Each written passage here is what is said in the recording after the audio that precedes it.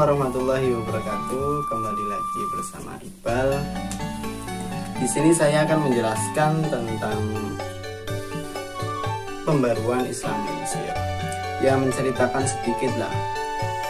Kalau ingin tahu, simak ulasan berikut.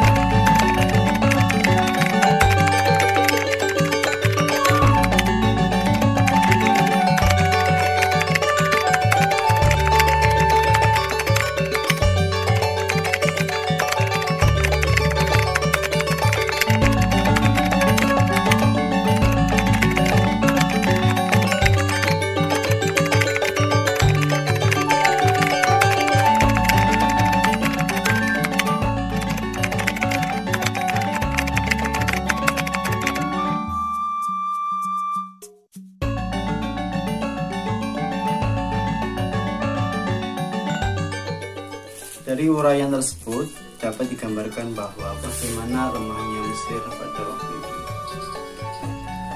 sehingga Napoleon Bonaparte sangat mudah masuk ke wilayah Mesir yang pada saat itu dikuasai oleh pemerintahan Turki Utsmani. Napoleon Bonaparte masuk dengan niat ekspedisi, dan pada saat itu niat tersebut sudah terbaca oleh pemikir bangsa itu. Masuknya Napoleon Bonaparte ke Mesir itu menjadi salah satu titik awalnya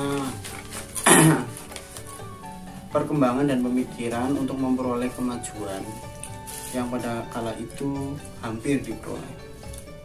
Ekspedisi Eropa pada abad 17 merupakan suatu bentuk baru, yaitu perundingan antara Eropa dengan pemerintah Turki Utsmani untuk melawan Inggris. Dengan kecerdikan politik ini berjalan dengan baik, aliansi ini akhirnya berubah menjadi suatu fakta perdagangan yang memberikan hak-hak kepada Eropa. Ya, ini bisa dinamakan dengan manipulasi perdagangan. Aliansi ini akhirnya berubah menjadi suatu fakta perdagangan yang memberikan hak kepada orang Eropa, terutama orang Prancis. Orang Prancis yang berniaga di daerah kekuasaan Utsmani. Orang-orang Prancis dilindungi keselamatan jiwanya, hartanya, juga kebebasan beragama. Hal ini bertujuan untuk memutuskan komunikasi dengan Inggris yang pada saat itu mereka berunding dengan Turki Utsmani untuk menyerang Inggris. Penguasaan terhadap Mesir ini merupakan usaha Napoleon Bonaparte untuk memutus komunikasi Inggris di barat, India di timur. Penetrasi Prancis ini telah berkembang dengan cepat. Napoleon ke Mesir bukan hanya untuk membawa tentara, namun diantaranya rombongan ini terdapat 500 kaum wanita, 500 kaum sipil. Di antara mereka terdapat 16 ahli dalam berbagai ilmu pengetahuan. Di samping kemajuan materi ini, Napoleon juga membawa ide baru yang sangat berpengaruh terhadap pola pikir masyarakat Mesir pada kala itu. Ide-ide Napoleon Bonaparte antara lain sistem pemerintahan republik, yang kedua persamaan, yang ketiga kebangsaan. Menjelang abad 18, tampak tanda-tanda kebangkitan budaya Mesir secara spontanitas. Kebangkitan ini merupakan gerakan internal yang muncul dari dalam negeri. Adapun tokoh-tokoh yang memprovokatori dalam gerakan ini, yang pertama adalah Muhammad Ali Pasha, yang kedua At-Tohtawi, yang ketiga Jamaluddin Al-Afghani, yang keempat Muhammad Abduh, yang kelima adalah Muhammad Rashid Ridho.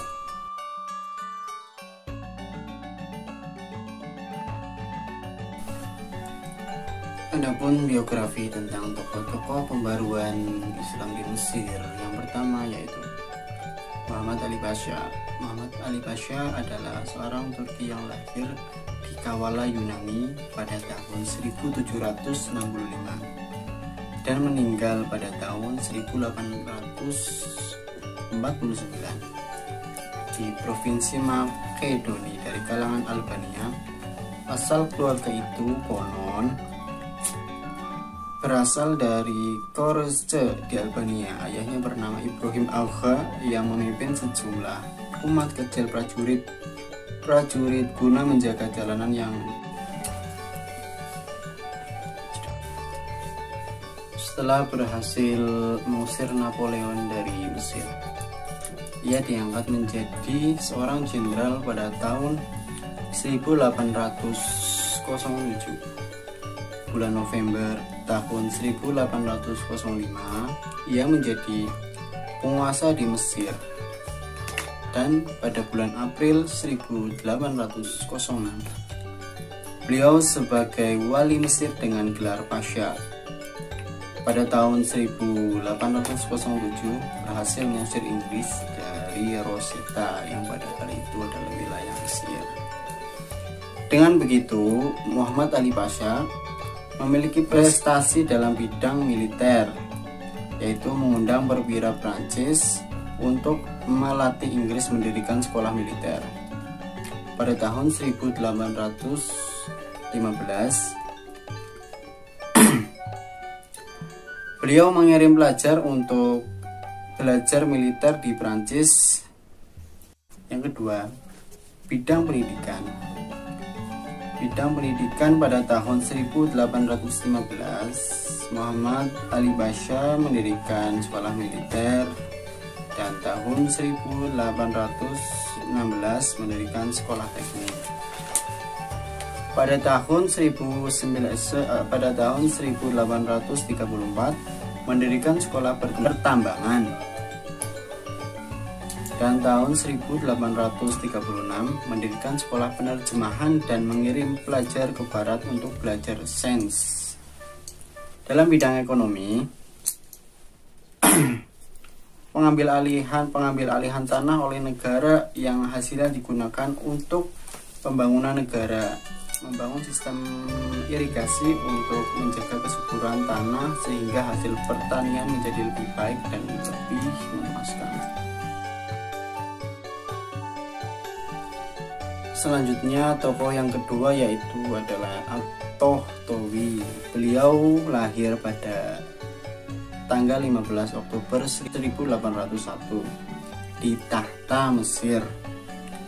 Rifai At-Tohtawi adalah sebagai penulis, guru, penerjemah bahasa Egiptologi, dan intelektual Renaissance Mesir. Tohtawi adalah salah satu sarjana Mesir yang pertama yang menulis tentang budaya Barat dalam upaya untuk mewujudkan rekonsiliasi dan pembaharuan antara peradaban Islam dan Kristen. Beliau memiliki pemikiran-pemikiran yang sangat berpengaruh terhadap masyarakat Mesir. Pemikiran tersebut antara lain, ajaran Islam bukan hanya mementingkan soal akhirat semata, namun juga memikirkan soal hidup di dunia ini.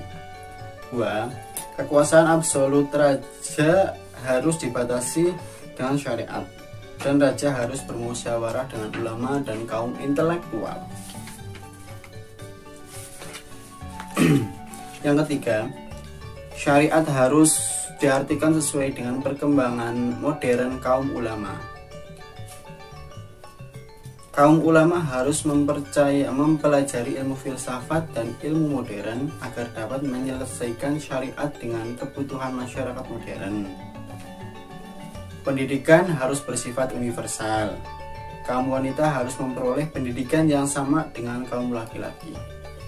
Terus, istri harus menjadi teman dalam kehidupan intelektual maupun kehidupan sosial. Masyarakat Islam harus dinamis dan harus meningkatkan sifat statis. Nah, itu adalah pemikiran-pemikiran dari Rifai At-Tohtawi.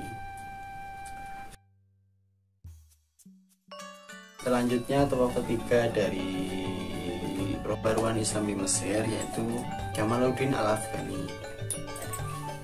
Bisa disebut dengan Said Muhammad bin Safadar Al-Husain, umumnya dikenal sebagai Jamaluddin Al-Afghani atau Al-Jamal Asy-Sya'badi, dan lahir di desa Azabad, Hamadan di Iran. Mula-mula beliau ke India, lalu ke Mesir untuk memberikan kuliah di hadapan para kaum intelektual yang kuliah di Al-Azhar di Mesir. Karena persoalan politik di Mesir, ia pergi ke Paris. Di kota ini ia mendirikan organisasi bernama Al-Urwatul Wusqa yang beranggotakan muslim militan dari India, dari Mesir, dari Syria, dan Afrika Utara. Tujuan organisasi ini adalah memperkuat persaudaraan Islam, membela dan mendorong kemajuan umat Islam. Dan Jamaluddin Al-Afghani itu mempunyai ide-ide yang mempengaruhi masyarakat Mesir seperti halnya tokoh yang kedua tadi yaitu At-Tohtawi. Ide-ide tersebut yaitu umat Islam harus kembali ke ajaran Islam yang murni untuk mengembalikan keyakinan umat Islam di masa lalu sekaligus menghadapi dunia modern. Yang kedua yaitu corak pemerintahan yang otoriter dan absolut harus diganti dengan pemerintahan yang demokrasi. Terus kepala negara harus bermusyawarah dengan pemuka masyarakat yang berpengalaman. Kepala negara harus tunduk pada undang-undang yang telah ada. Kemunduran umat Islam disebabkan oleh perpecahan pada umat Islam itu sendiri, karena sering terjadinya perang saudara, adanya masalah intern dan lain sebagainya. Tidak ada pemisah antara agama dan politik. Terus pan-islamisme atau rasa solidaritas antara umat Islam harus dihidupkan lagi. Yang keempat dari pembaharuan Islam di Mesir, yaitu salah satunya itu adalah Muhammad Abduh. Beliau lahir pada tahun 1849 di Subrahid di Mesir. Muhammad Abduh adalah seorang pemikir Muslim dari Mesir dan salah satu penggagas gerakan modernisasi Islam Mesir. Akibat ketidaksenangan dari perlawanannya terhadap penguasa, ia dan Jamaluddin diusir ke Paris, Prancis. Setelah ke Paris, beliau mendirikan organisasi yang bernama Al-Urwatul Wusta bersama Jamaluddin Al-Afghani. Setelah 1 tahun di sana, ia diizinkan untuk kembali ke Mesir dan kemudian diangkat menjadi seorang rektor di kampus tertua di Mesir, yaitu Al-Azhar, Kairo. Kedudukannya sebagai rektor, ia memasukkan kurikulum filsafat dalam pendidikan, namun ditentang oleh Syekh Al-Azhar lainnya. Dan ketika tokoh-tokoh lainnya memiliki ide yang berpengaruh terhadap masyarakat Mesir, Muhammad Abduh juga mempunyai pemikiran-pemikiran yang sangat bagus. Termasuk pemikirannya yaitu penghapusan faham jumud yang berkembang di dunia Islam pada waktu itu. Kedua, pembukaan pintu ijtihad, karena ijtihad merupakan dasar yang penting dalam menginvestasikan kembali ajaran Islam. Penghargaan terhadap akal, karena agama Islam adalah agama yang rasional yang sejalan dengan akal. Kekuasaan negara harus dibatasi oleh konsultasi yang telah dibuat oleh negara yang bersangkutan. Memodernisasikan sistem pendidikan di Universitas Al-Azhar. Islam maju harus melewati pendidikan. Muhammad Rashid Ridho bin Samsuddin bin Bahabuddin bin Al-Qalwuni bin Al-Husaini dikenal sebagai Rashid Ridho. Beliau adalah seorang intelektual muslim yang berasal dari Suriah, yang mana mengembangkan gagasan modernisasi Islam yang awalnya digagas oleh pendahulunya, yaitu Jamaluddin Al-Afghani dan Muhammad Abduh. Beliau lahir pada tanggal 23 September 1861 Maun, Lebanon. Ia melanjutkan pendidikan tingginya di Al-Azhar tahun 1898 dan berguru pada Muhammad Abduh. Rashid Ridho menerbitkan majalah Al-Manar yang memiliki tujuan yang sama dengan Al-Urwatul Wusta, yaitu organisasi yang didirikan oleh Jamaluddin Al-Afghani dan Muhammad Abduh. Di antaranya adalah pembaharuan di bidang agama, sosial, ekonomi, dan memberantas kufarat dan munkar. Tidak kalah pula, Muhammad Rashid Ridho memiliki pemikiran-pemikiran yang sangat bagus. Pemikiran tersebut yaitu: pertama, menumbuhkan aktif dan dinamis di kalangan umat. Umat harus meninggalkan sikap fatalisme yang dapat dipergunakan untuk menafsirkan ayat maupun hadis dengan tidak meninggalkan prinsip umum. Umat Islam harus menguasai sains dan teknologi jika ingin maju. Kemunduran umat Islam disebabkan karena banyaknya unsur kufarat yang masuk ke dalam ajaran Islam. Selanjutnya yaitu kebahagiaan dunia akhirat diperoleh melalui hukum Islam. Terus perlunya menghidupkan kembali sistem pemerintahan khalifah. Khalifah harus seorang mujtahid besar yang dengan bantuan para ulama dan menerapkan prinsip-prinsip hukum Islam sesuai dengan tuntutan zaman. Dan pada kali ini saya akan akhiri dengan kesimpulan dari uraian yang ya tidak terlalu banyak sih. Tersebut adalah kebangkitan gerakan dan pemikiran modernisasi Islam di Mesir dilatar belakangi oleh kesadaran akan adanya intervensi bahkan penindasan terhadap bangsa Mesir yang dilakukan oleh pihak Eropa, terutama pimpinan Napoleon Bonaparte. Bangkitnya gerakan ini kekuatan baru yang dimotori oleh Muhammad Ali Pasha dan tokoh-tokoh lainnya. Sebelumnya saya mohon maaf apabila ada perkataan saya yang kurang baik ataupun ya kurang benar lah, namanya juga manusia. Dan saya mempunyai ya kata-kata yang gimana ya kurang bagus lah, tapi insya Allah bermanfaat. Hidup itu bagaikan orang berkendara motor, sedangkan sejarah itu spion. Jadi dalam berkendara, dalam hidup kita itu sesekali kita melihat spion agar perjalanan kita berjalan dengan mulus dan ya untuk pelajaran kita dalam berkendara. Maksudnya kita berhati-hati loh dalam berkendara. Ya mungkin hanya itu saja. Wassalamualaikum warahmatullahi wabarakatuh.